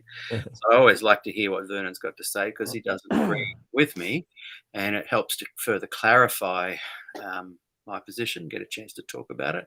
Maybe you guys, and because he's seeing a parallel with the you of now and the me of 30 years ago, maybe you guys grew up with horrible self-seeking church pastors and leaders, but I've always been taught that to love people was the most important thing to share in Christ, while the command of the Lord, etc. And Vernon, you and your wife showed me that kind of Christ-like acceptance, and I value you for that. Thank you. But I will say that I didn't grow up with horrible self-seeking church pastors and leaders. Neither. I had really good pastors, actually, and even though the next generation had disappeared because of the Ford stuff, I then was forced to get to know the older generation, and a lot of them now are in their 80s and 90s, and I still get on really well with them. It's not because I was badly treated by individuals at all. No. In fact, and I think you'd agree, Conrad, we had an incredible, joyful experience with the pastors and youth leaders and whatnot. To me, it was finally realizing that the system is oppressive, suppressive, too much focused on kind of the apocalypse, and it's almost a doomsday cult in a way. I wonder if it's helpful to, like, because we've been using the word system and structure a lot. I wonder if it's helpful to drill down on what we think that is, because like you, I had the best pastors. I had Graham Loftus. I had Mark Craig. I had guys that showed me I think the way I think because of them. They showed me everything, and it's out of loyalty to the Adventism I was raised in that I critique that. So I suppose I wonder, when you use the word system, Peter, not to take the reins on asking questions here, but how would you describe systems? Well, I just as an agreement there first, like I had Dr. Lindsay, Norm Young, Dr. Patrick, Dr. Ford, my dad, Lyndon Rogers. I think I said Dr. Lindsay. He's fantastic. I was here at college, I was in junior Sabbath school, Pathfinders, everything there. So the system to me is when a corporate body try and come together to protect a certain identity that goes beyond trying to focus on the people, the individuals, the pastoral care, and Adventism for a long time, and I think there's evidence to suggest right back to 1888 that it was a corporate identity trying to protect something, and therefore it wasn't focused on the individual experience, the caring of the individual. Ellen White, in fact, saw this as an issue. She was largely marginalized in the late 1800s and shipped off to Australia because of her outspoken words against the system.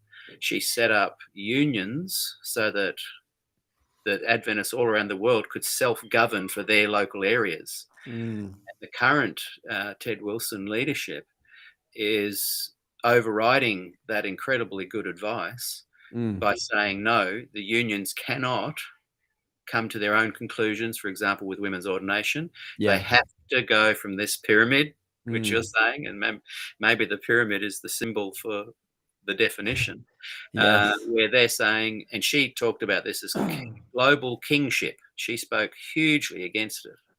And she saw the problems right from 1890 till she died. She spoke against this. In 1919, this conference I mentioned earlier, they talked about this problem and how can it be addressed. The minutes from that meeting were hidden. literally hidden and in a vault and discovered in, I think, 1973 or something, 76, and released.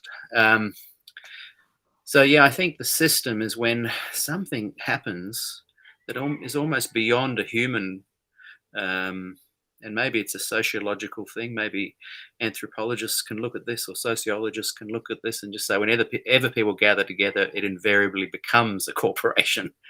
So maybe this notion of creatives speaking up is a good thing.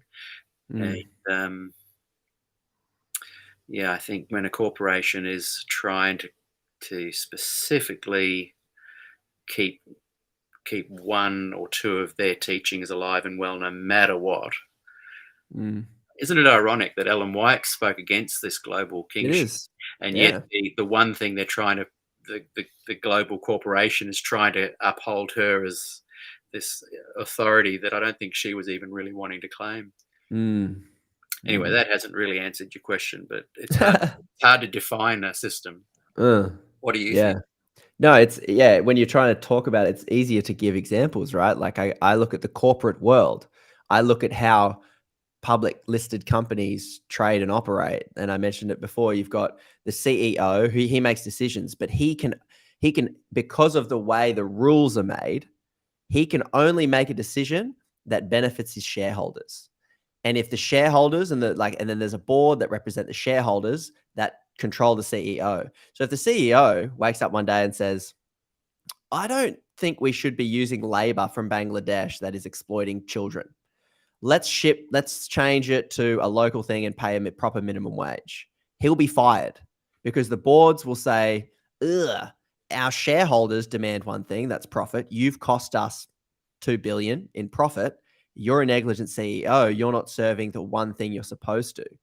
And so I guess, a system and a corporate structure is a set of rules we make that governs how we interact. And it's necessary. Like these things can give us democracy because as we learn I used to teach economics, so it's a bit in like the political sphere. And so if you learn about the development of democracy over the years, it's like, and you look at other countries, one group get into power, they're the club and they oppress the group that oppressed them. And then eventually revolution happens, it flips. And rather than thinking, geez, it wasn't nice to be oppressed, was it? No, they just oppress the next group, right? And so we realized this, liberalism realized this and said, oh man, power cooks your brain a little bit, doesn't it? Let's make sure that nobody can have too much power. And so there is benefit to systems and structures. And I think the Adventist structure, as much as it is problematic, is better than some. Like, I mean, you look at the scandals happening at Hillsong. I think the system and rules that are in Adventism prevent a lot of those scandals from happening. Whereas now, like Hillsong's being caught for like taking donations and private jets and all this stuff. And you're like, these are the rules. They had a corporate structure, which is more like the business world. And look what happened. Someone got a lot of power and money. And I mean, would Conrad take a private jet if he could? Well, maybe I would. So I'm no different. So I need a system to help me not do that. And if we build the system incorrectly, or we're not open to reforming that system when we see mistakes, that's what democracy does. We're always passing new legislation because we go, oh, whoops.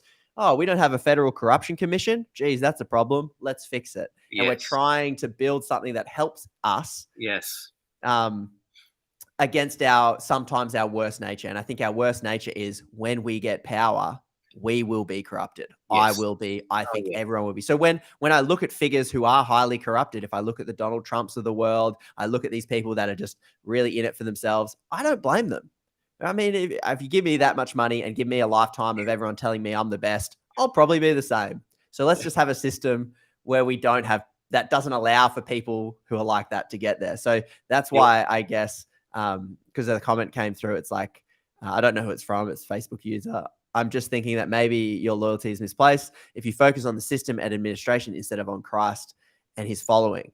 And I think it is the focusing on the Christ and following his leading that is leading to the critique of the structure that hurts so many people. And I think that's the difference there. And that's Vernon Lewis replying to what we'd said before. And I agree with what you've said there. And thanks again, Vernon, for nutting this out. I like that we are talking about this. It's because of this idea of following Christ leading that makes us dissidents against the system. Christ did that.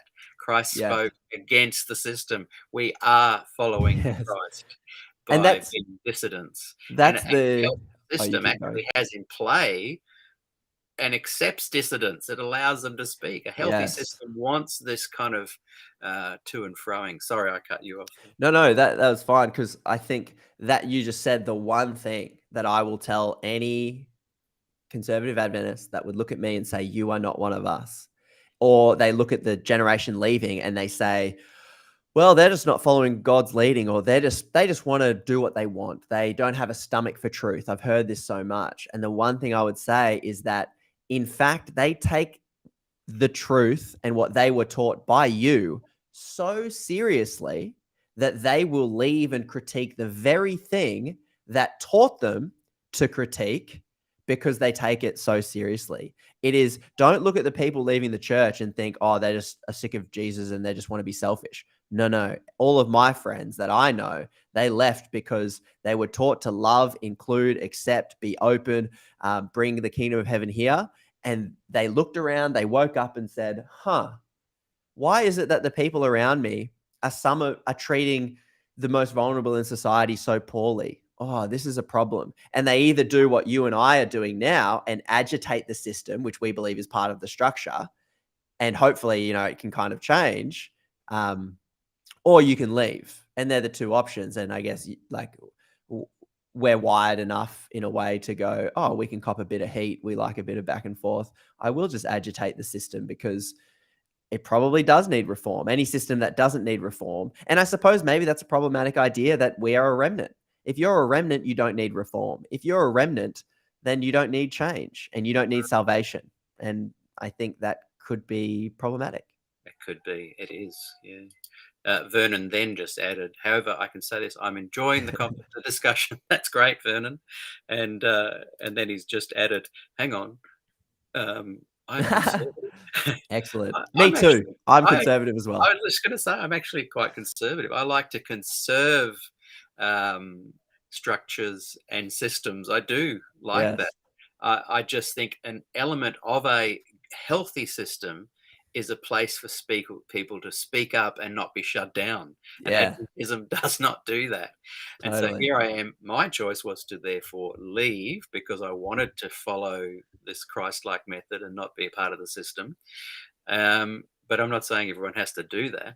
But I am still speaking into the Adventist church, suggesting that it's okay to have dissidents and it's okay to be conservative. Definitely. You need it. Like, if you believe in democracy, we need, and there's a philosopher called Peter Rollins who I've had on my podcast a couple of times. And he talks about, we need structures that have tension within it. And he talks about evolution having it's the agitation and the deviation that breeds change. And he talks about, this is the system of in democracy.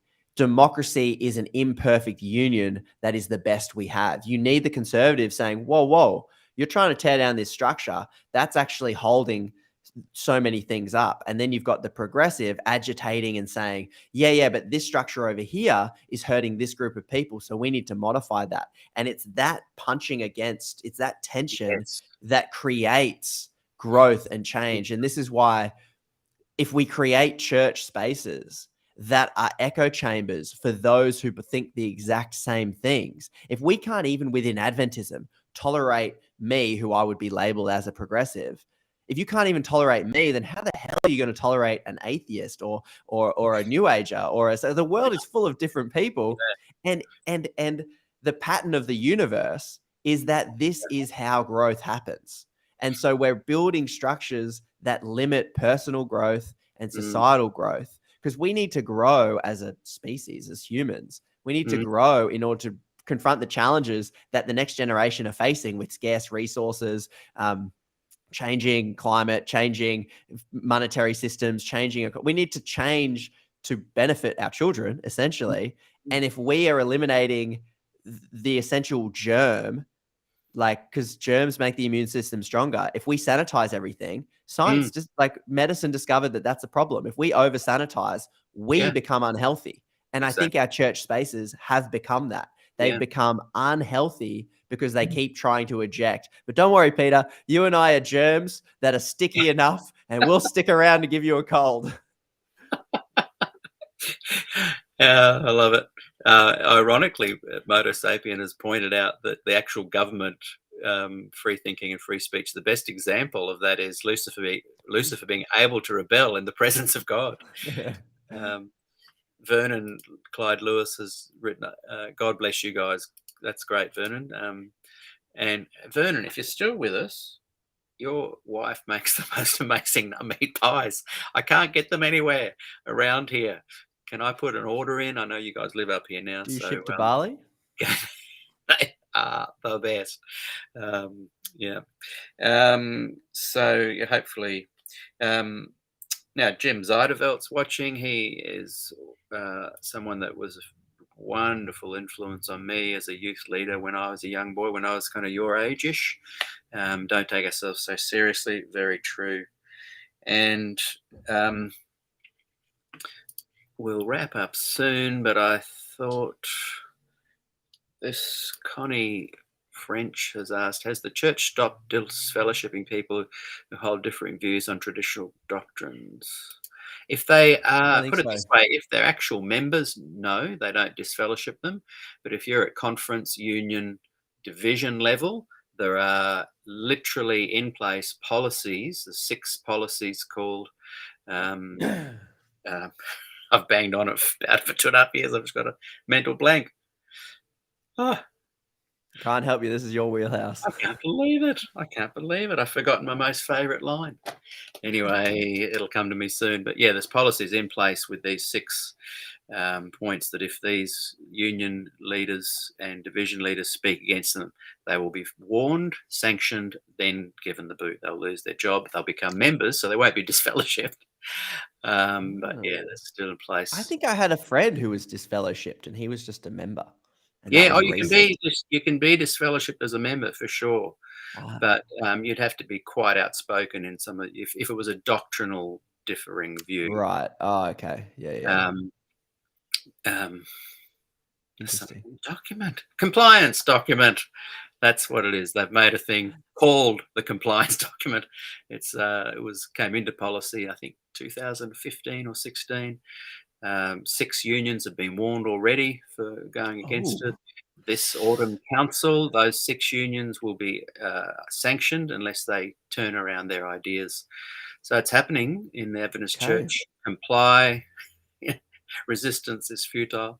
One thing I'll say that these guys that do want us out, Ellen White, many times, even though I've just pointed out a good thing about her with the unions and her setting up that, she many times said the reason the Lord hadn't returned is because this remnant hadn't followed correctly and accurately the third angel's message. So that's why the last generation so much do not want, Conrad, Peter, they don't want us in the church because they don't want the descending view. They want this uniformity through this unity through uniformity view to go forward, because that it's so powerful. It's that it's stopping the return of Jesus. So that's why they want us out. And you know what? From that worldview, I get it. You should definitely try and kick me out, because from that perspective, I am single-handedly stopping the return of Jesus. That's huge. And if you see me like that, what better justification do you have to condemn and kick me out? Like, that's a really good justification. And then that's right. And so it's literally, lost your employment. Yeah, and I mean, it's quite the worldview, and the only reason the thing that I like about this, well, the whole worldview is that, but Jesus didn't do that.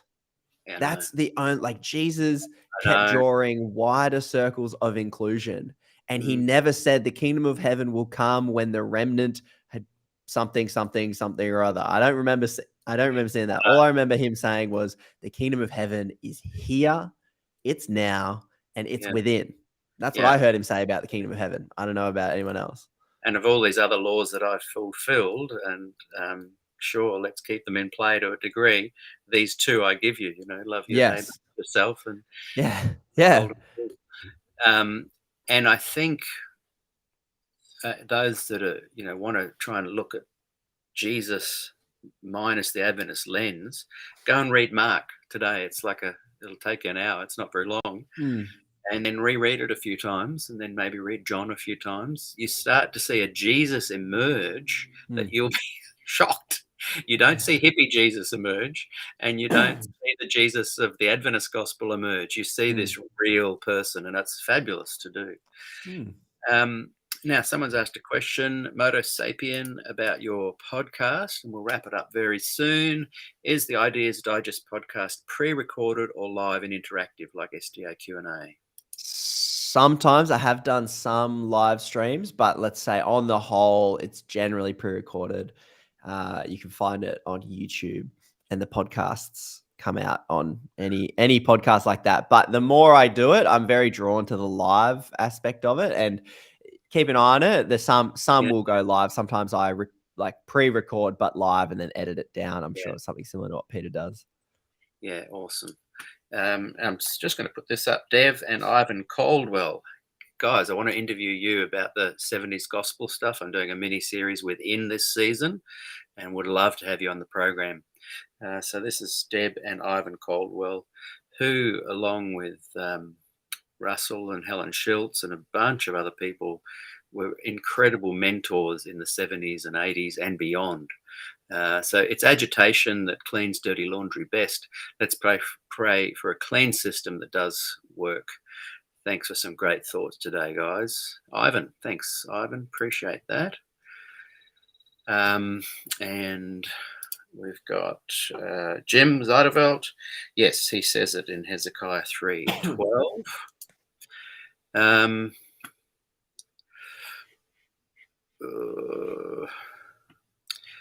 And Motor Sapien has said, cool, it's okay to be pre-recorded. I've subscribed and we'll be watching. Everyone watching now, go over.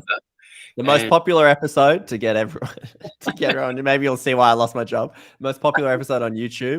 What is the latest one? Well, what's the most popular one? The most popular one was called, and it's clickbait, so get ready to watch, Straight Men Enjoy Gay Sex. So see, there you go. So it's something it did quite well on YouTube. I want to go to Ideas Digest. Sign, subscribe. I sometimes it's fun to have clickbait titles. It is, isn't it? It is. Not when it costs you a job though, but no. Well,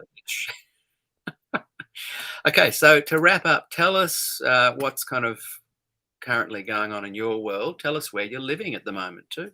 So currently I'm in Bali. I'm taking the year to work on the podcast, make more YouTube videos and grow the podcast and see if I can squeeze some kind of living stipend out of doing something that I'm passionate about, which is exploring ideas. I'm doing a series right now that is called, Hey, Give Me 10 Minutes to Change Your Mind.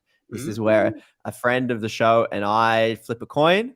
We pick a topic. The most recent topic was feminism. And the one after that was children. Should you have children? Should you not? We flip a coin and I try and convince someone who doesn't want kids to have kids. And my friend tries to convince someone who maybe already has kids to not want kids. And so whatever the topic, we're just trying to see if we can change anyone's mind about anything. And if that seems interesting, I did it on feminism, did one on Andrew Tate, did one on Jordan Peterson. So, Oh, that's awesome. I haven't listened to those. I will. I'd be defending have children. It's great. Well, I should have got you on. I'll keep you in mind, Peter. When I need someone to convince, I'll give you the 10 best arguments like that I possibly can. But I was arguing on your side. Good. Today. You'll have to tell me if I found the best arguments. And my friend was trying to convince someone to not. He had kids. Yeah. Well, I stitched up. My friend of the show is Alice. She's American, and I stitched her up and got her someone with 9 children to convince. So Yeah. So let's see. So find out how that Oh, went. Did she change I her will mind? Did look she not? forward to Yeah. that. Hey, it's been so good having you on the show. What a conversation. We'll get you Thanks, back. It'll Peter. be great. Uh, so good Anytime. to have you here today, Conrad. And everyone, send up some love hearts if you're on Facebook. Thanks, everyone, for watching. This afternoon, we've got another interview, 2 today, 3 o'clock Big New South day. Wales, Sydney time. Awesome. We're interviewing Sheridan Godfrey about his love of the sanctuary. So enjoy you then. See you, Conrad. Awesome. Thanks so much, Peter. Thanks, everybody.